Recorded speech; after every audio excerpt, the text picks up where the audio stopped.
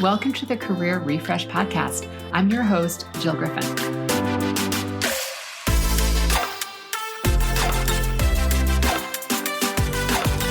I'm a former media and marketing executive turned career strategist and executive coach. I spent my career working my way up and through the ranks of global organizations and startups, and today I show others how to do the same. Join me each week as we discuss the strategies and actionable steps to leverage your strengths, increase your confidence, and develop your career well-being. Ready? Let's do it.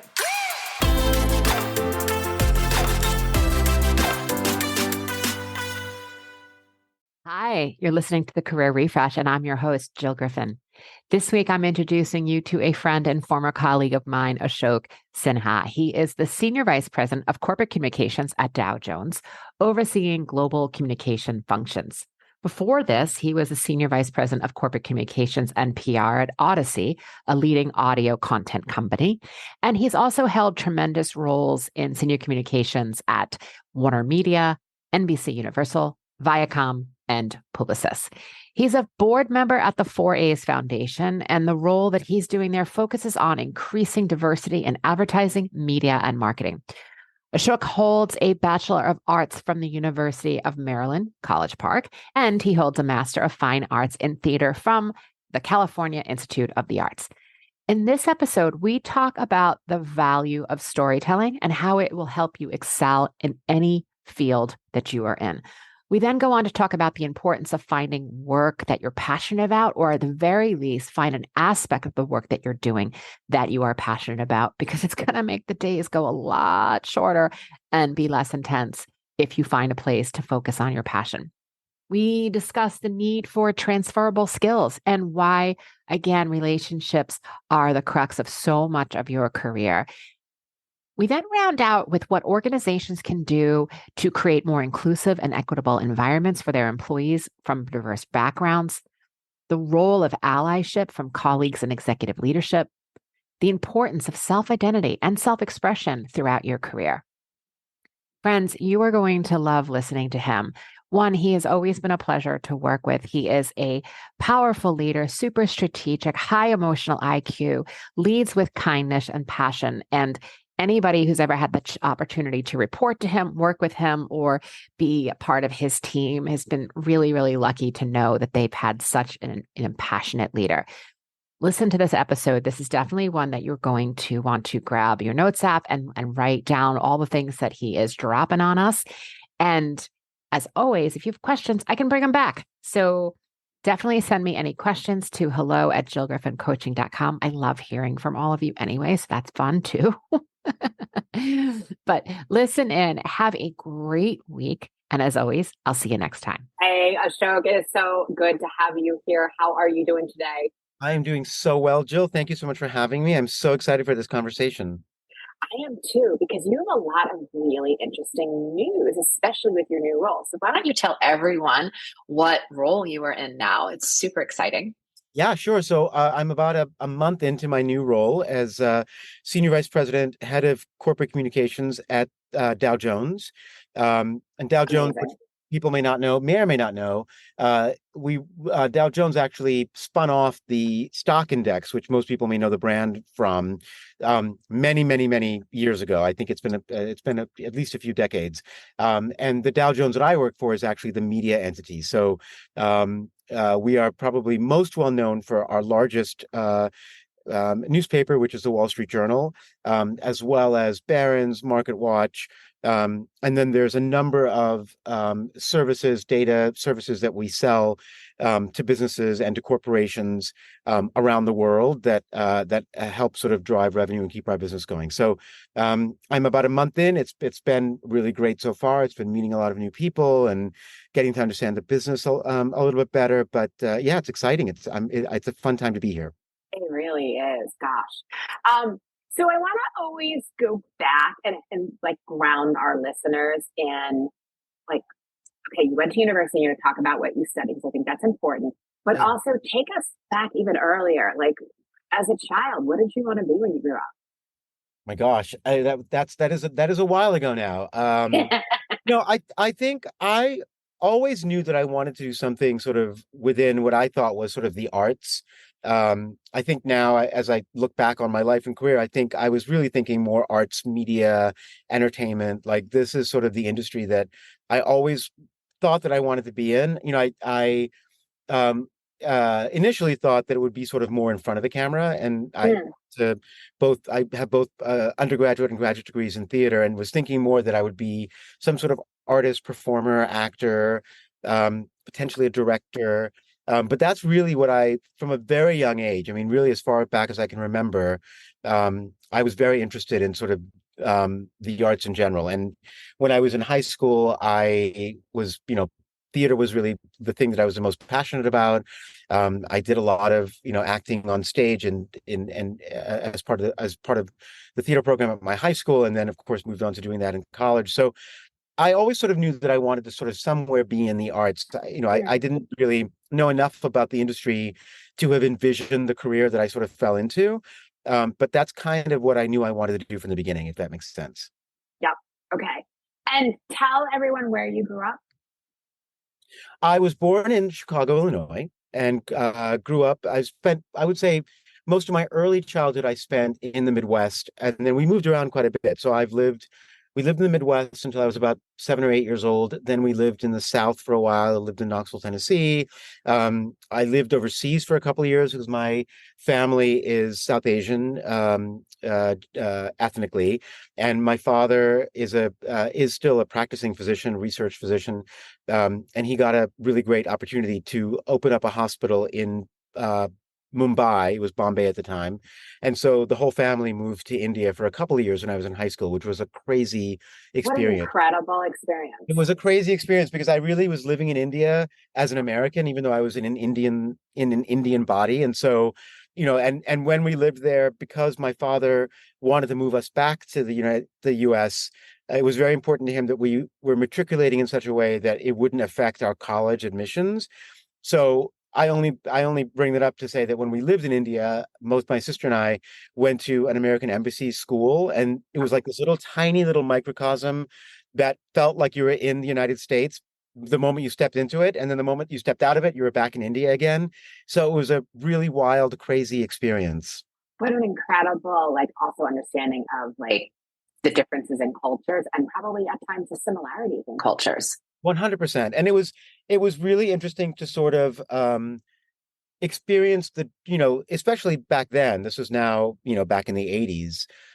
Culturally, the United States and India were so different. Mhm. And so to sort of be in this school that felt like you were literally at a high school in like, somewhere in Maryland or whatever, and then to literally step outside and be like in the thick and the rush of India was just such an interesting experience. Mm. I I love didn't, it. we were really resistant and reluctant at the time, as you can imagine, because, Sure. our parents sort of plucked us out of our suburban life in the middle of the United States, where we were enjoying the culture and the life here, and sort of plunked us down in India. And so we were very unhappy about it at the time. But as I look back on my life, like those 2 or 3 years that we were there were probably the most valuable experience I think I've ever had. It really helped shape who I've become. An experience shape who you become.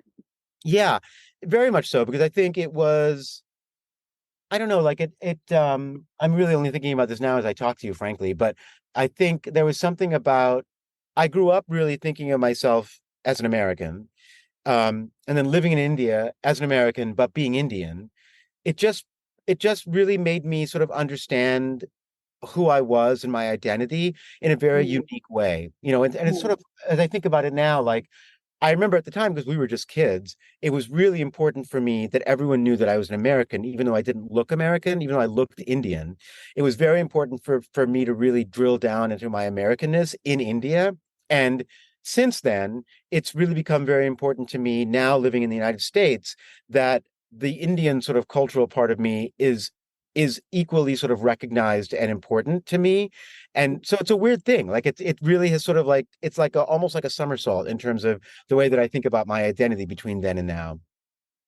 Yeah, and I can see like how when you're talking about identity, and I know that, you and I have worked together for years. We haven't worked together recently, but knowing each other for years and knowing the champion you about diversity, equity, inclusion, belonging, and all of that. So I can imagine shaping that experience of blending your two cultures.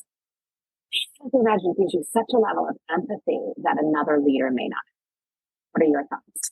I think so. I mean, I guess, the way that I think about it is that I have always, I just know intrinsically what it's like to be an other, just because I feel like, and I don't mean it necessarily in a, I don't feel, I feel, when I think about my life, I think about my life and my identity as being places of courage and strength for me. I don't think of it as being weakness, but I say that to say that I know, being a third culture child, I know what it's like to think of myself as an other in almost every room I walk into. And that was the case when I lived in India back in high school. And that's certainly been the case throughout my career. I feel like I understand what it's like to walk into a room where you don't look like anybody else. Your life experience is very different. Physically, you look different from everyone else.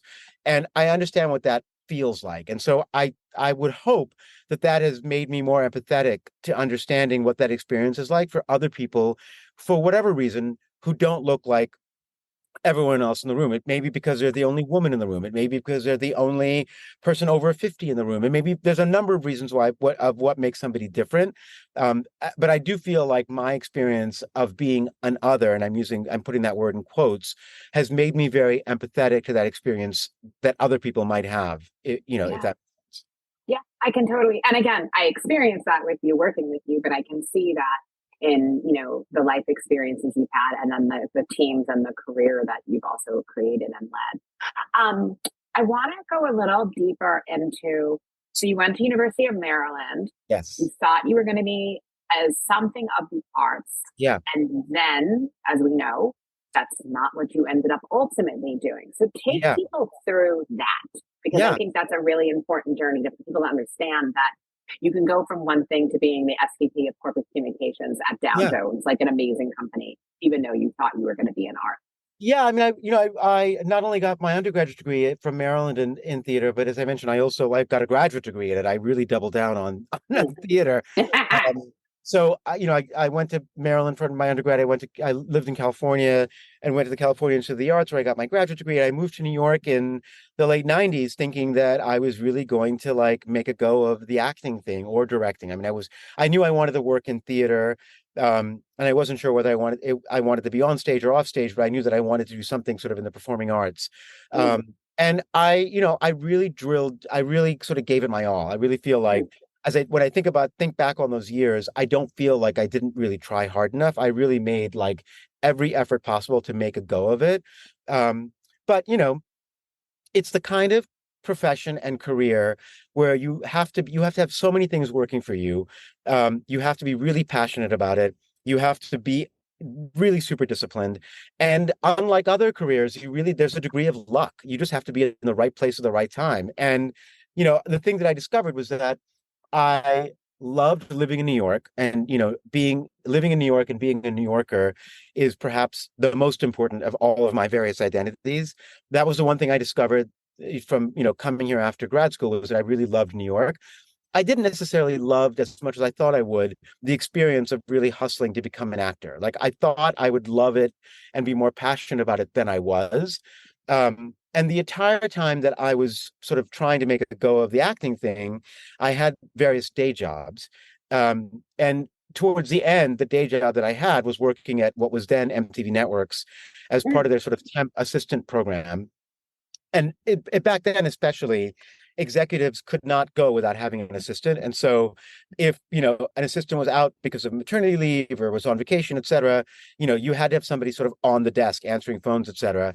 And that was really my first exposure to a scenario or a world where I thought, oh, I'm working for an entertainment company. I'm sort of still doing entertainment, which I care deeply about, but I'm not hustling to get on stage. I'm looking at it from a different perspective. And I think the thing it taught me about, and this may or may not be relevant to your listeners, is that I do think you need to be able to find some passion in what you do for a living. And I know that's easier said than done. I mean, sometimes you just have to have a job, and I totally get that. Um, but I think if you can't find some light or some love for some aspect of what it is that you're spending 40, 50, 60 hours of your week doing, I mean, I don't need to tell you this, Jill, you made a pivot yourself. If you're not doing that, then, you need to think about how to make a change. And, for me, it sort of ended up organically happening. I mean, I was doing this rotation of being a assistant at various places within MTV Networks. And I remember working for an executive who was like, you should really think about doing this full time. He was like, you're really good at it. You seem to have an understanding for public relations. You're a good writer. You have all the right skills. Yeah, I remember him saying to me, like, if you don't think you can make a go of it, at some point you should consider switching over. And, I sort of had a crisis of, not a crisis, but I had an inflection point probably, around when I was in my early 30s, where I was like, I can either keep doing this and slogging away and hope to make a success out of this, but I'm also not that passionate about it, or I can move into another role that sort of does, it's within the general kind of entertainment framework. So it's still kind of telling stories, which I care deeply about doing, but come at it from a different angle and be able to have a lifestyle and a life and live in New York and be able to afford living in New York. And I was able to sort of make that transition pretty quickly. And I think the one other thing I will say is that, especially early on, people would say to me, don't you miss it? Don't you ever think about going back to acting? And I will say the moment I made that shift in my mind to I'm no longer an actor, I am now working in corporate America, I'm now working in public relations, I have never looked back like one single day. I mean, I do enjoy going to the theater. I still am I was on the board of a theater organization for a very long time. I care deeply about the arts, but I have never regretted the decision that I made now, almost 20 years ago.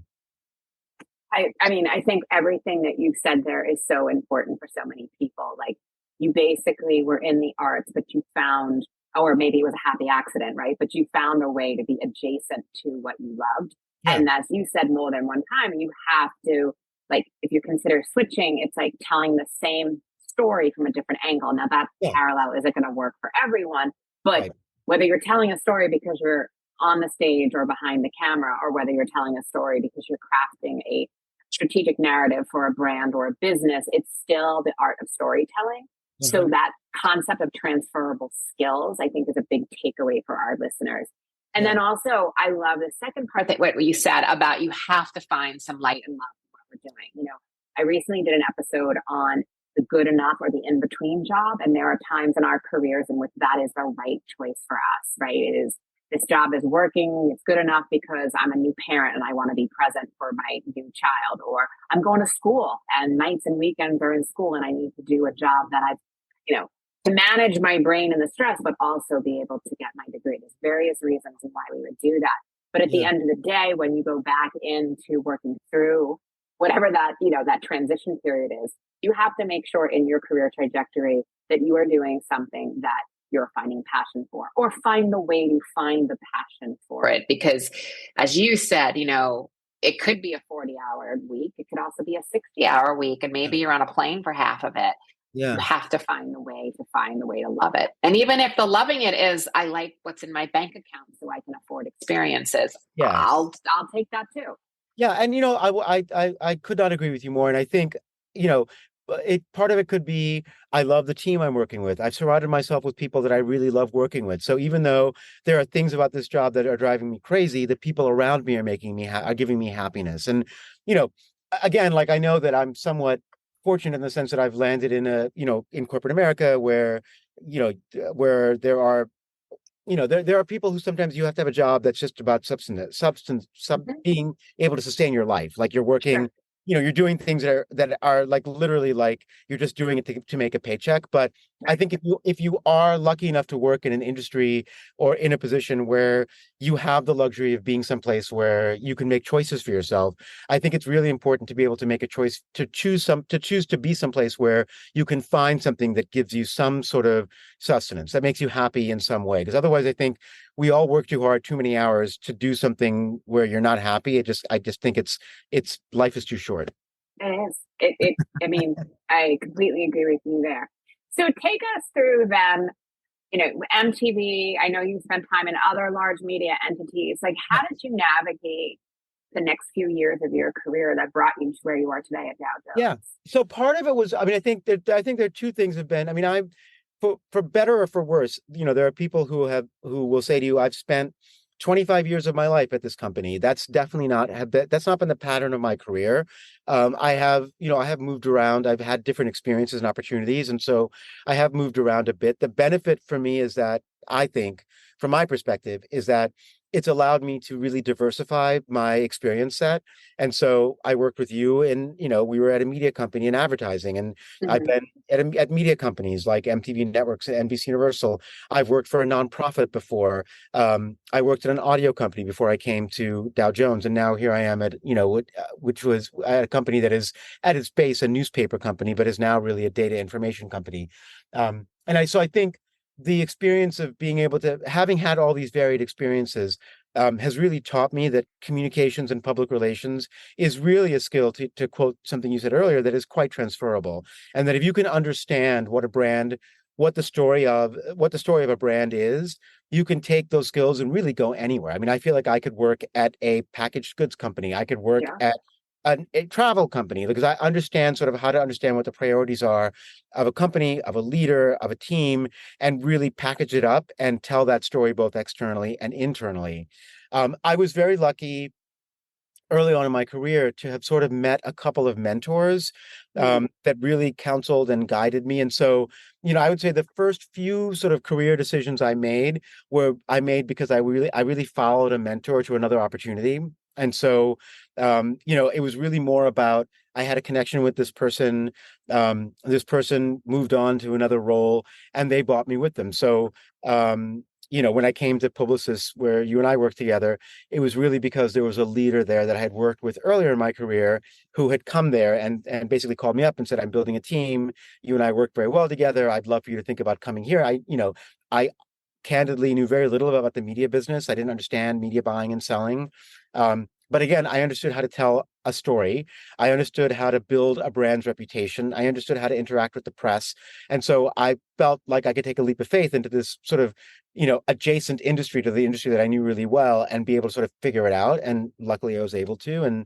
And so that sort of really shaped my early experiences. And then sort of as my career has advanced, it really has become more about like, where can I go where I can understand the vision for the company and get behind it and tell the story behind it. And again, having had so many very different experiences, it's given me the flexibility to be able to do that, which I truly value.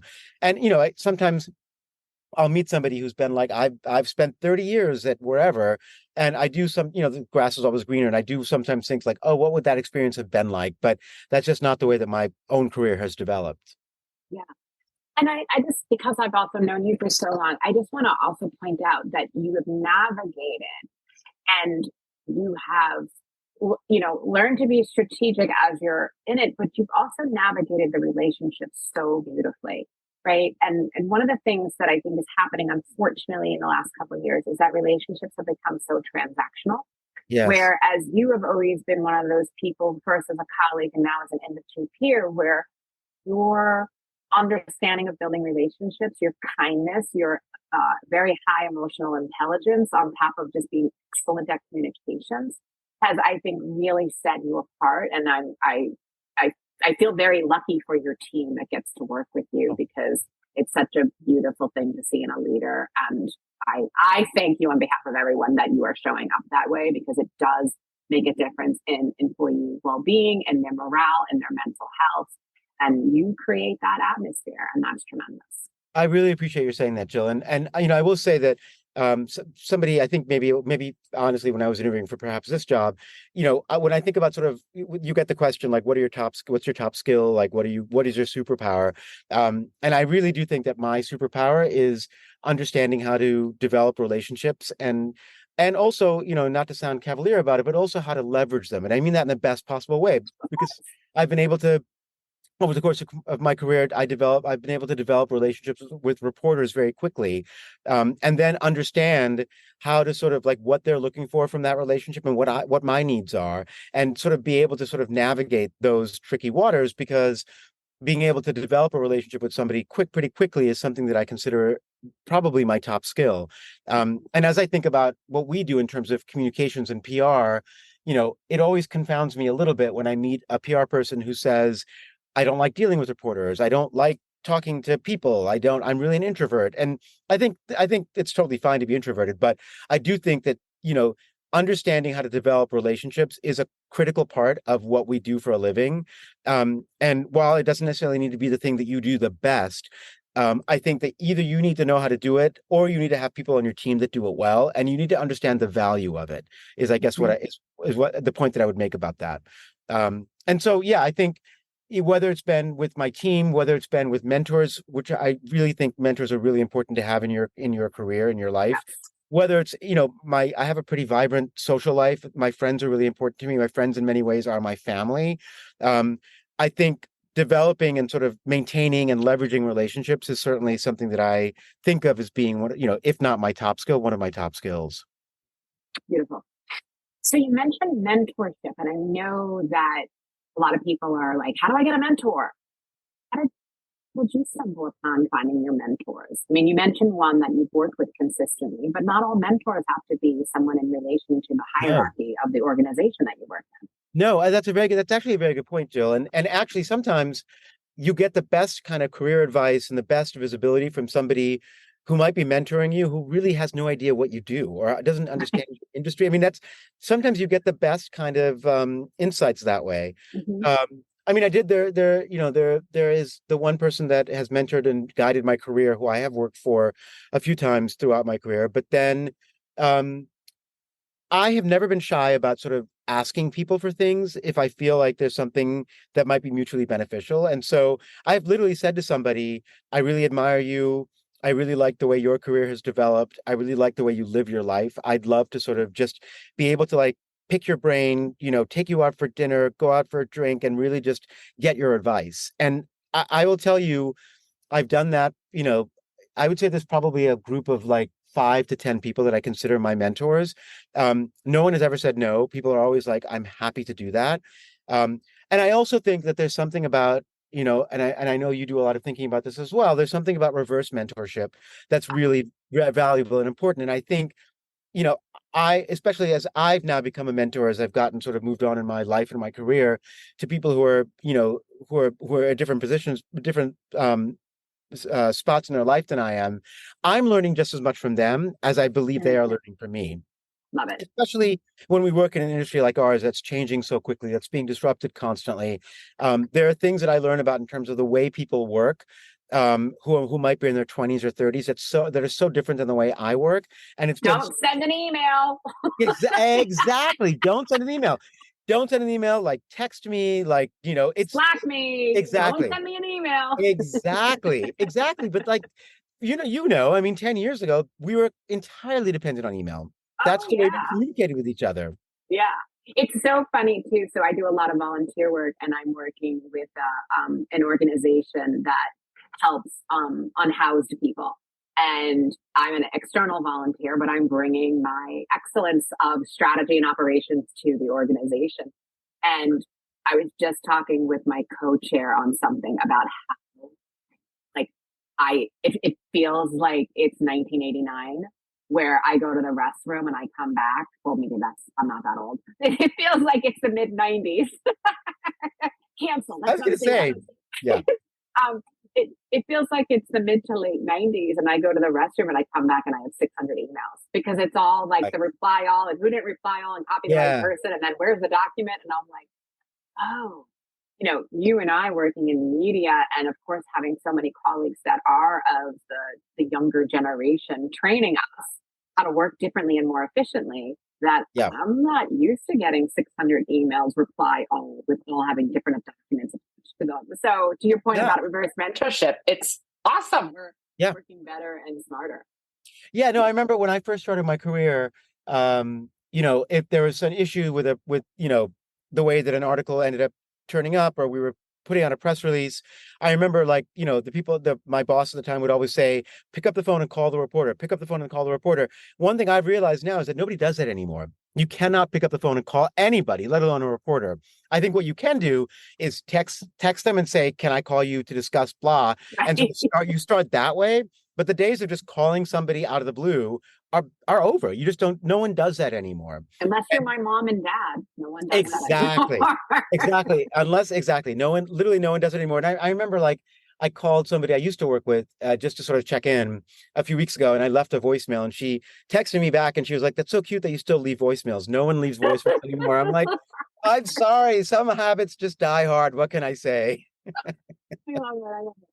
All right, I want to take a little bit of a pivot because you've been very open, with your organization and, with your colleagues like myself about being openly a queer person of color in the media industry.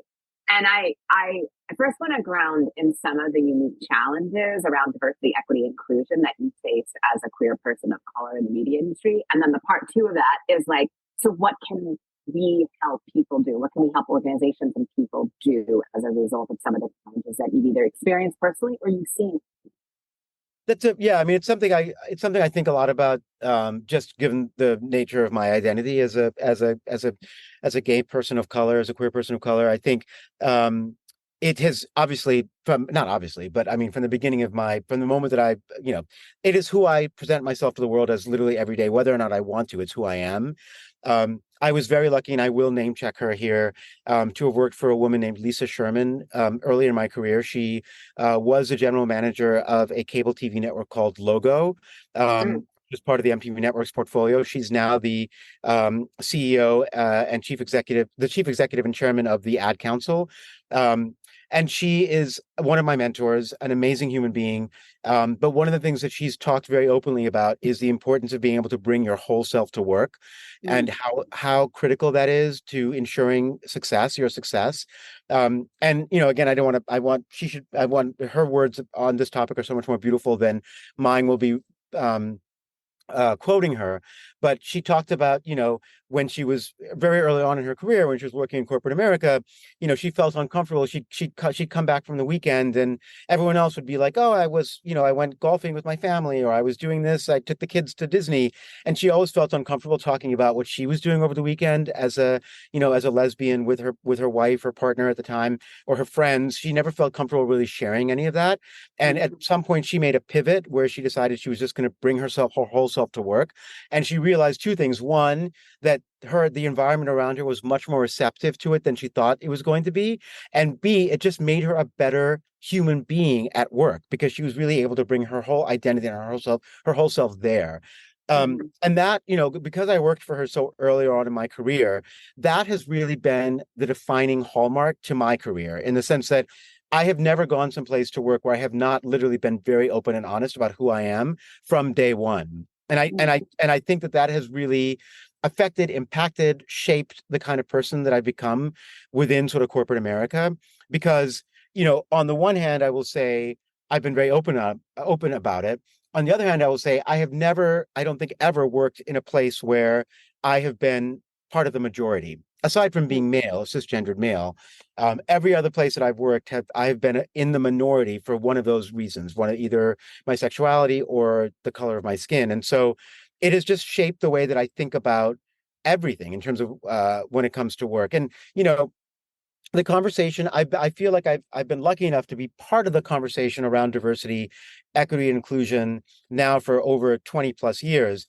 It is both heartening and disappointing. It's heartening in the sense that, like, the conversation feels very relevant, especially since 2020 and the events around George Floyd's murder, and the conversation around race in America really pivoted, I think, in a really interesting way then. And so it's definitely part of the dialogue.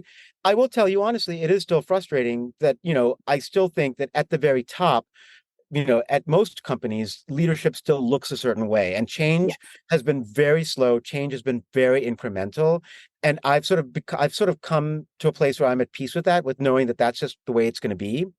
But, when I look around boardrooms and leadership teams today, they don't look that much different than they did 20 years ago. I just think that the conversations around the topic is much more overt than it used to be, which I think is a sign of, which is Yeah, a good that is sign. a sign. Yeah, That is a good sign. it's definitely a So, in positive. your opinion, in addition to obviously diversifying, but what I find is, and this isn't fact, folks, it's just an opinion. What I find is that diversity ends up being treated much like HR. Either one, it becomes a part of HR, which I don't always know is the best place depending on organizational structure where it Totally. should sit. Or Yeah. two, like the way HR is an appendage, meaning it's not the business, it's the people management of the business. I Yeah. feel that DE&I ends up being the same thing. We don't put it Yes. in the business, we put it in the diversity goals of running the business, and it needs Yes. to be integrated. Again, that's just an opinion. So when I say to you, like, what can organizations in, we're talking about the media and communications part of things, industry do to be more inclusive and to create more equitable environments for their employees from diverse backgrounds? I mean, you make a very good point, and I know it is. I know you were very clear to say that it's your opinion, but I will say I 100% agree with your opinion. Mhm. I think especially a few years ago, there was a conversation around the fact that diversity is just good for business, and I think Yes, that yes. message that I remember again when you and I worked together on the agency side, when we were pitching business, a lot of clients would ask us about our diversity metrics. That was really important to them for them to know that our workforce represented the diversity of the audience we were targeting, or that we were looking at in terms of our work. And I think that is something that I think we really just can't lose sight of. The fact that diversity is not just good for culture, and not just good for engagement of employees and all of those things. Those things are very important. It's also good for business. And I think the thing that we can do, especially as we become leaders within the business, is I think it's always good to ask questions. And I think if you're making a hire, I don't think I think you always have to make it part of your responsibility to make sure that you have done as extensive a search as possible, that you are looking at places that you may not automatically be looking, you may not normally be looking for your next candidate. If you're hiring an agency, either because you're at a brand like I am, or you're at an agency, you're thinking about the fact that you want to make sure that your employee set, your perspective, is as diverse as possible in order to better reflect itself in the work. And I think that message we can never lose sight of. The fact that diversity is just good for business, I think, is something that's really important for business leaders, for people to really keep in mind. Thank you for that. I think that was really clear. So I'm going to go to my next question for you. What Please. role do you think allyship and support from colleagues and ELT and leadership teams play in promoting career advancement within an organization, especially when you're thinking about DEI? I think I don't think I would be who I am today without being able to rely on the power and the strength of allies. I think allyship, and I'm an ally myself, and I think allyship. I'm glad that you bring this up. I think allyship is a really important skill, identity, persona that I don't know we talk about enough in terms of as part of our conversation around the workplace. I think the biggest, for me, as I think back on sort of the allies who have really made a difference in my career, um, or even my personal life, frankly, it's being able to really not pretend to understand. What I try to do as an ally myself is not pretend to necessarily understand the experience of someone I may be an ally of, but instead understand how I can support. And by that, I really mean, are there doors that I can open for you? Are there brands that support you that I should be supporting?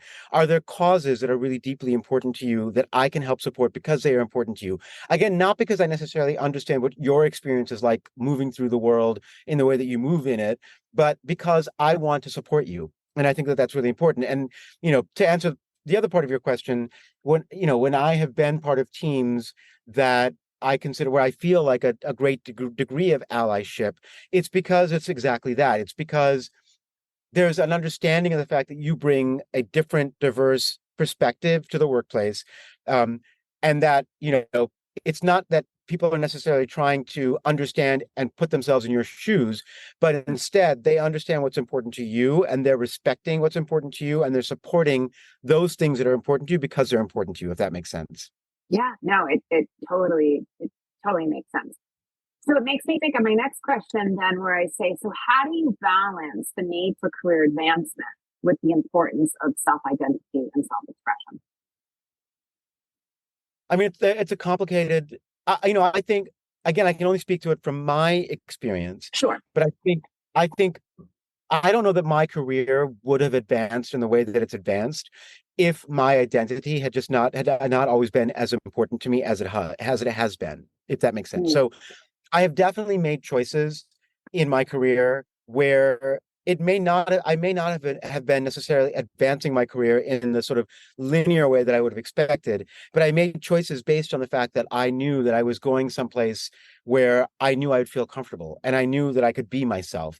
And that I think recognizing that being able to be yourself is a really important part of what you offer to any business, I think is something that's really important. And I think as a result of it, this career advancement should happen organically. And if it's not happening organically, if your career is not advancing because you're feeling like you have to hide part of your identity, then I think it's a wrong career or the wrong career path for you. I'm just going to let that one be there, because that I think is completely like spot on. And regardless of our identity, I think we can all take a message away from that, that when we're being ourselves, and as you mentioned, one of your mentors, Lisa Sherman, telling you to bring your full self to work, how you can be yourself and be natural means that you're going to think better, you're going to be more strategic, you're going to be more collaborative, you're going to be, working with peers and clients and leadership in different ways when you can be yourself. It's really hard to not be yourself. You're always in a tight, it ends up being a tight, weird way of interacting with people if you're always guarded. And I understand why you would be. Yes. But to your point, if you can find an organization or allyship or an industry in which is welcoming so that you can be your full self, that's really where you're going to be able to see the progress that you want for career advancement. Yeah, just to highlight something you just said, I think it takes a lot of work to hide a part your identity. I think it just, sometimes you have to do it. Sometimes you have to code switch because you're a place where you don't feel comfortable. You might be, especially now when we look around the world, there's so much happening and there's so much, hatred and bigotry and discrimination. Sometimes you're in places where you literally cannot be yourself, but doing that takes a lot of work and a lot of effort. And I think, again, speaking for myself personally, no longer having to think about that or worry about that has just been tremendously freeing for me. And if you are someone who's in a position where you do have to code switch, my hope is that we can find a mentor or a peer group, allyship, friends, a coach to support you through that. Because to your point, it's exhausting and it's very mentally draining. Yes, I totally and I have enormous, empathy for those situations. Are there any professional networks of organizations that you find have been really valuable? Like, I know you personally are involved in the 4As. We had Marla Kapowitz on here recently, which is a amazing leader. Anything that you find is particularly helpful to persons of color, or even queer folk in the industry? That's a good question. I think the 4As is definitely an organization that's very dear to my heart. I'm on the board of the 4As Foundation. It is really all about all the stuff we've been talking about, which is how do we create a more inclusive and diverse workplace, especially within the advertising, marketing, and media industries. I will say from the sort of the queer professional perspective, there are some organizations out there. I have not necessarily been a part of them. It's sort of been one of my dreams. I've just never had the time necessarily to go about doing it, to create like a networking organization for queer professionals within the PR world industry. It's something I really, really want to do. I've just never gotten around to actually doing it. I think this is the rally. I know, yes, exactly. I've had so many conversations about it. Like I was in Cannes with a bunch of, with a bunch of fellow PR professionals from within the community, and we were like, we should be doing something. We should be doing some sort of, especially for when we think about sort of younger people sort of entering the industry.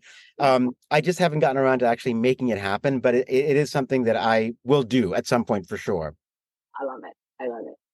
Ashok, this has been such a treat to have you and to have a really thoughtful conversation. Everything that you've shared today, I know will be tremendously helpful to our listeners.